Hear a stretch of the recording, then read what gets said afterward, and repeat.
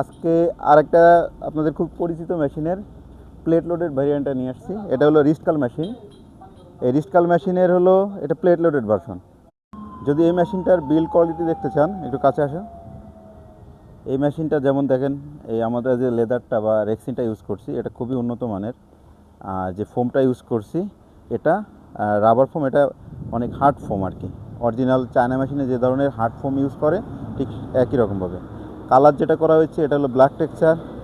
আমরা যে গ্রিপ দিছি নন স্লিপার চায়না গ্রিপ, এগুলো ইম্পোর্টেড। আবার দেখেন প্রত্যেকটা ইন পয়েন্টে ইন ক্যাপ লাগাই দেওয়া হয়েছে এখানে, তারপরে এখানে প্রত্যেকটা জায়গায় সুতা যেগুলো ইউজ করা হয়েছে এটা গোল্ডেন কালারের সুতা। খুবই হাই কোয়ালিটির একটি মেশিন এটা।